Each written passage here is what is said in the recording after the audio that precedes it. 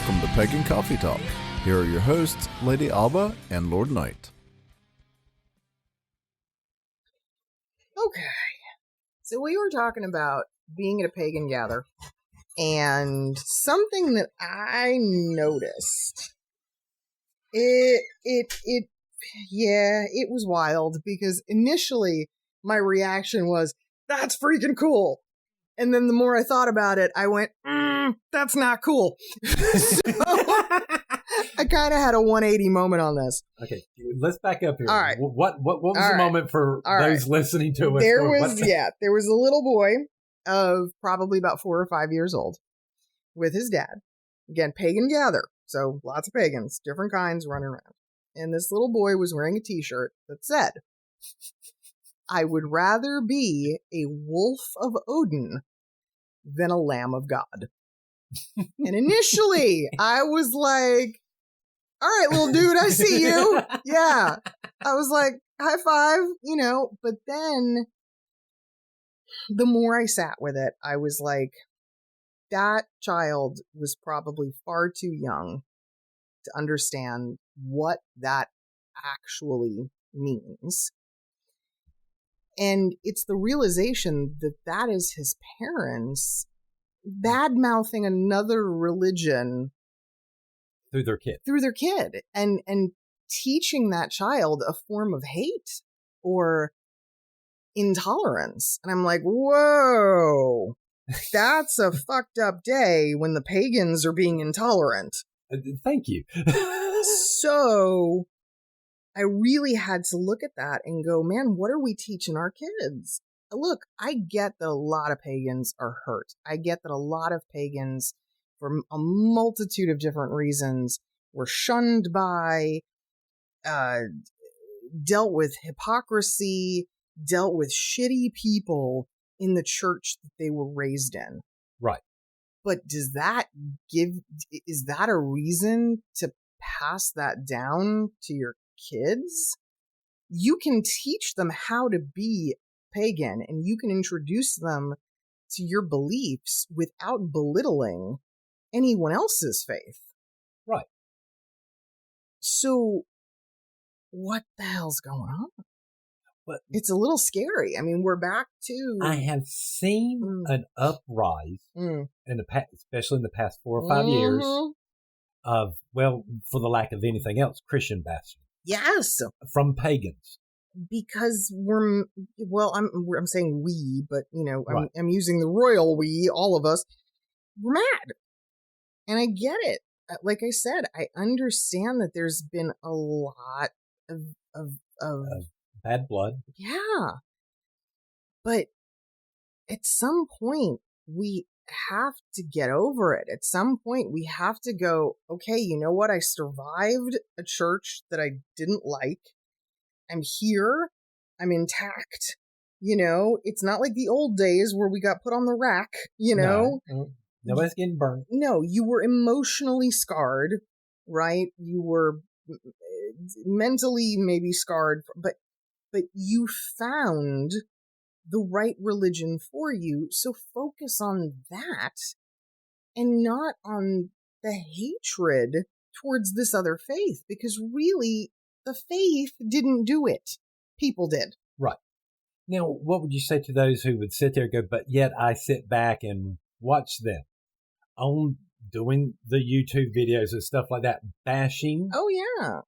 Christians bashing us witches and pagans for our belief system. But I don't feel like we see as much of that anymore. No. I'm not saying we don't see some of it. Well, again, first of all, let me state this. Those women or those people that they'll bring on like the 700 Club every so often. Yeah. Oh, I've, battled my way. I don't actually believe these But they're people. Extremists too. Yeah. They're so far out there in their own stuff. I don't pay much attention to that, but here's how I look at it.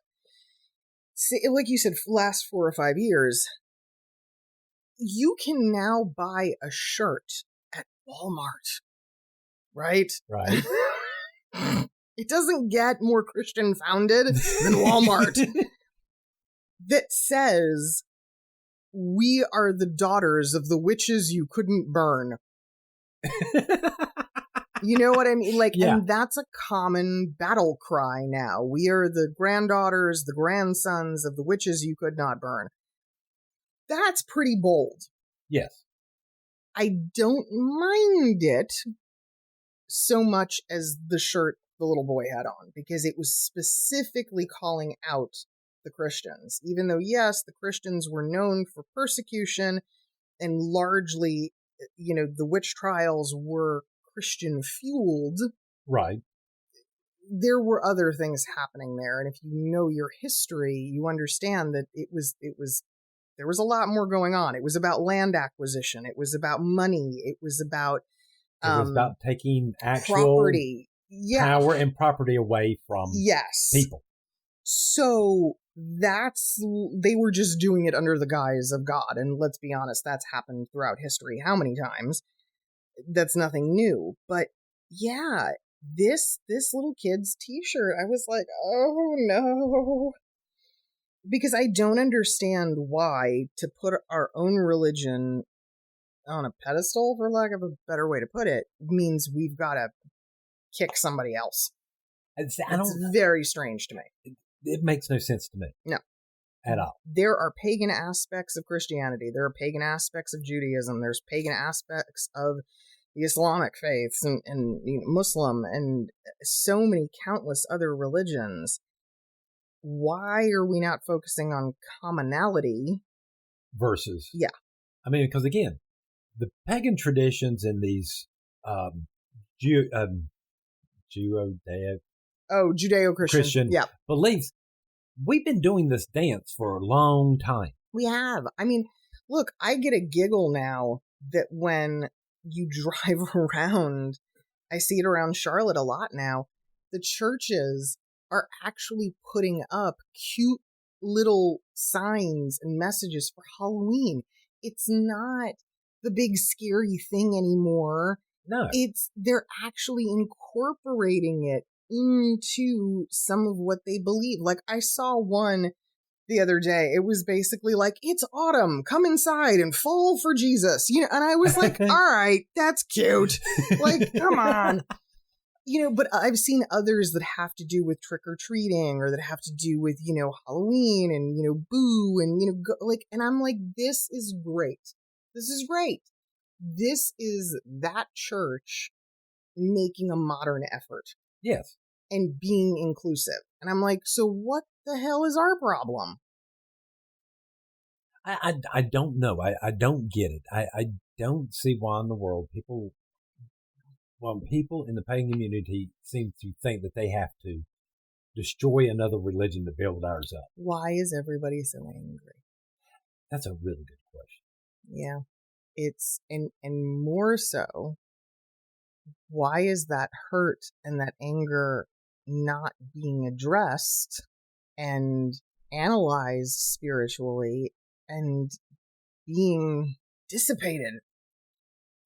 How do you spiritually grow if you're hanging on to that? Right. That is going to be your biggest barrier and the biggest blockade to moving in a forward direction. I mean, we became pagan and this tradition and all this. When we did this, we left those traditions and stuff behind. That being said, prime example, because because it doesn't matter, I am a baptized Catholic. I have been through all of the Catholic sacraments. Do you know how many children of friends I am the godmother to? I had one girlfriend who went, oh my God, that's right. I completely forgot. You've been confirmed. You're a Catholic. Well, I mean, I'm not a practicing Catholic, but yes, I guess if you want to be technical, I can't have my kids baptized in the Catholic Church unless their godparent is somebody because I can't do it. I was raised whatever. Right. And I'm like, all right, sign me up. Because what's the difference? What is the difference between being a spiritual advisor to a child of another faith or being a spiritual advisor to a child of my own faith? Nothing. No, not really. I mean, they're still kids. Right. And I mean, at the end of the day, I mean, your spiritual guidance ends at, hey, it's nap time. I mean, it's a little more than that, but what is spiritual guidance for children? Morality, right? If we really want to, teaching them right from wrong, let's boil it down real simply. It's teaching them to be responsible citizens, right? It's teaching them to be mindful of others, whether it be people or nature or both. It's teaching them forgiveness, love, how to process emotions. I mean, it really is all the same, no matter the deity at the end of the funnel. So who cares?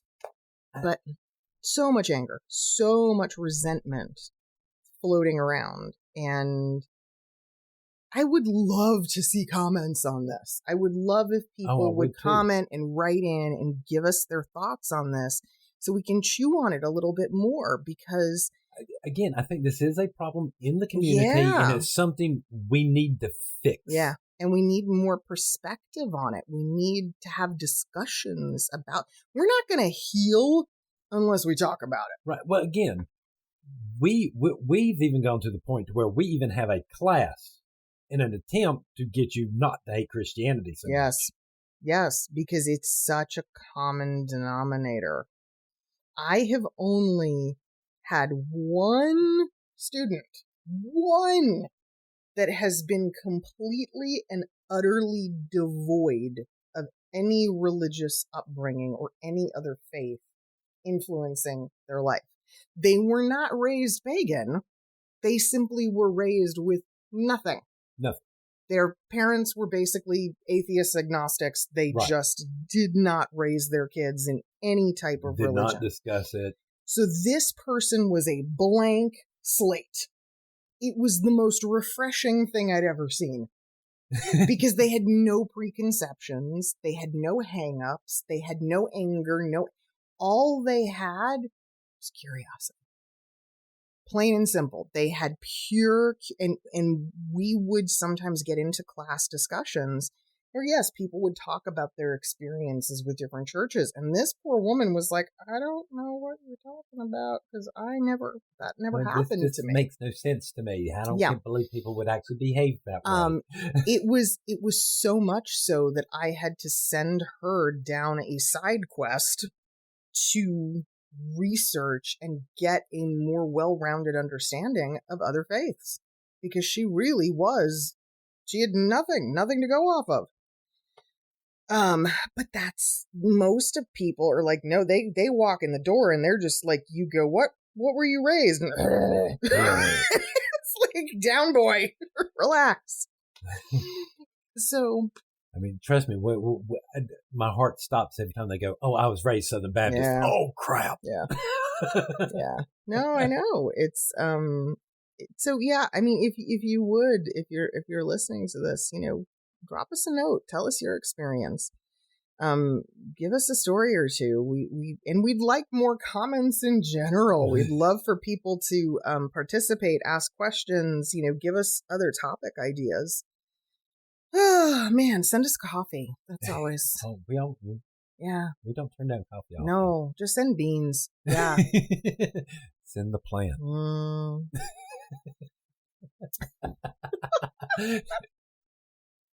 So, Lord Knight, the holidays are almost upon us. Yay! So, for most people, that means gluttonous eating. Yay! And ironically, for a lot of pagans, it means fasting. And you said it yourself. It's not a topic we hear about often. And, that's kind of true. I do want to... Well, let's get some caveats out there. Please. I do want to say, first and foremost, if you have an eating disorder, if you have suffered from an eating disorder in the past, don't listen to this. Just don't. Just don't. All right. And if you have medications and stuff that you have to take with medication, please take your medication appropriately. Yeah. We're not suggesting anything that puts anyone's health in danger. We first and foremost want you to be aware of that. And before doing any fasting, please speak with your doctor. Yes. But it is a fairly normal practice. I typically fast any ritual day. And anytime I know that I'm going to be attending or conducting ritual, I will do my damnedest to fast. Now, does that mean 0 food, 0 liquid? No. No, not really, because it varies as your life changes and age and medications, all the things you mentioned. Yeah. I used to. I mean, because we have people, they're diabetics and stuff like that. Sure. They have to eat and take certain. Yeah, if you have hypoglycemia, I mean, there's a number of different conditions. Medications alone, a lot of people can't take their medication if they're not with food because it'll make them sick. Nowadays that's kind of what I do. I do the bare minimum calorically of what's necessary to take my meds. I'll drink coffee and water black throughout the day, and that's about it until after a ritual. Now, let's start this. Now, normally we'll do a fasting for certain rituals. Yep. Some will be up to 3 days. Yes. Now, we have to explain to people how would you explain to someone how they would get to be able to fast? So I think the first thing is you have to train yourself. Intermittent fasting right now being so popular as a diet is a good place to start. You sort of, you're going to designate a block of time maybe where you prolong having your first meal of the day or ingesting your first calories. You can't go from never having fasted before to I'm just going to fast. No, you can't slam the, If you can stay in bed for 3 days and not be around people and, sure, that'd be lovely, but not realistic for most of us. Well, what we tell most people is like at the beginning of the week, if you're going to be fasting for the end of the week, you would start off by just maybe lowering stuff. Reducing the amount you're eating, cutting out heavy carbohydrates, cutting out sugars, things that you're going to crave later, reducing caffeine content, and getting to the point where each day you're eating lighter and lighter meals. Yeah. But it's not easy. The question I think really becomes why. Why do we do it? Why is it an important practice? Well, there's some physiological things that happen when we start to fast. And our body actually starts producing certain hormones and neurotransmitters. Chemicals, sure. And chemicals. And these often spike during fasting, which will put you more into a meditative style state. You're putting your body through a bit of hell so that your mind can be free, disconnect. Yeah. And it's been done throughout ages. I mean, we're not the only faith to honor this. I mean, even modern Jewish people have periods of fasting. Right. Because they do that break fast. They do it at a couple of their major holidays, and then they also do it when at funerals. There's periods of mourning and fasting. But yeah, but you have to, again, it's thinking about preparation. I think that's the big thing. It's making sure that during the days that you are fasting, what you are consuming is very clean eating, lots of fruits and vegetables, nuts, seeds, things that are very unprocessed, as pure as they can be, to still fuel yourself during this time. Yeah. But you're being mindful that, you're eating very, very small quantities. Broth has always been kind of the go-to for most of us for a lot of fasts. That and drinking a lot of water. Yeah, lot of fluid intake. Lot of water. And for most people, honestly, and especially if you've ever done any kind of diet, the first 3 days are the worst. Yes. That's the hardest part. And usually by day 3, we're ending it anyway. Right. So it's not so bad. But you really do have to know your body, and you have to know your triggers, and you have to prepare. You might have to change, social outings to accommodate. You have to, shop ahead of time, because if you're trying to fast and just caught completely off guard, No. it's not we gonna all work. know how dangerous it is to go to the grocery store hungry. Mm-hmm. And after being, 2 days of fasting? Oh my God. Forget it. Yeah, no. That is not going to go well. And again, I've seen a lot of people who, even though they're perfectly healthy and they're not diabetic, they're not hypoglycemic, they still end up with blood sugar issues from a fast. Yeah. People with high metabolisms are usually the ones who suffer the most, because their body just goes, holy shit, what are you doing to me? Mm-hmm. Yeah. But it's interesting, because we don't often talk about why that cleanse is important as well. Like, what are we flushing? What are we getting rid of? And I mean, we know obviously what a fast does. You're purging your body of a lot of garbage that you're potentially putting into it all the time. But how does that aid? I believe, for me at least, for some reason, going through that process, it seems to be easier to flush out my concerns, my emotions. Interesting. All right, yeah. because I'm empty, those things become empty too. So again, free the body, free the mind. Freeing the body. It starts to. I think it reminds us that this world is very addictive to a certain extent. Yeah. Yeah, and there's also that fun little, sometimes we suffer to learn. Yes. And that's something that little. Well, at our temple, we have always said it, and we've drilled it into the heads of our neophytes and our first degrees.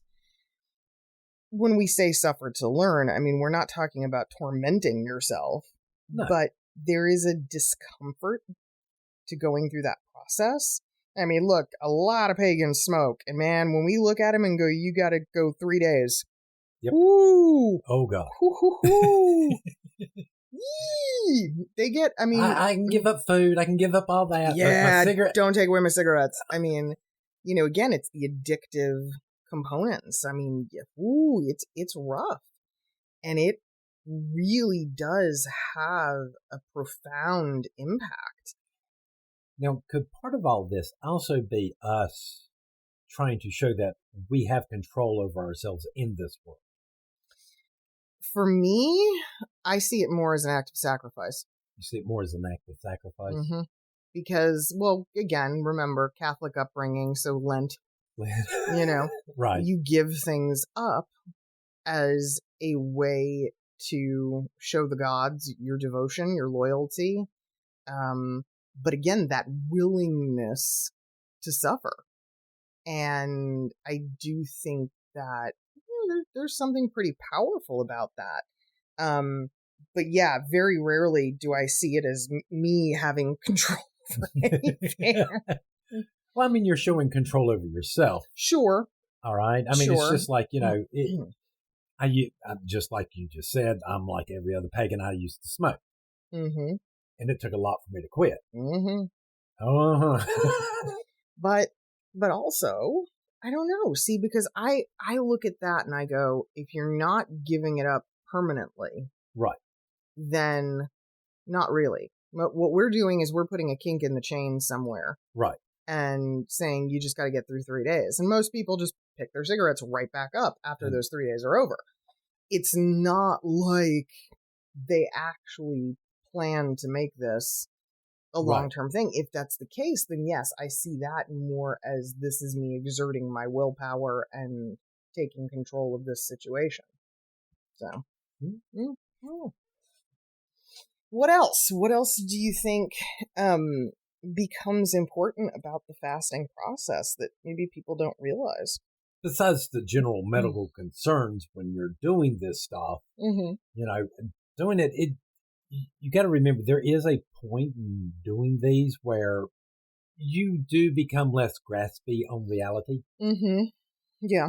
And this is something you have to keep in mind. Yeah. Because for the lack of anything else, yes, after about 3 or 4 days of fasting, you can sort of feel stoned. Yeah, you're loopy. You're loopy. Mm-hmm. Agreed. And you have to keep that in mind in your own head. If you don't, you kind of like, it's kind of like knowing you're drunk and sitting back and going, yeah, I know I'm drunk. I know this is all blown out of proportion and the whole 9 yards, but I can't stop it. Now, what I think is interesting about that is that sometimes when you have a group ritual, and usually on a major Sabbath, you have a fairly large group of people all fasting.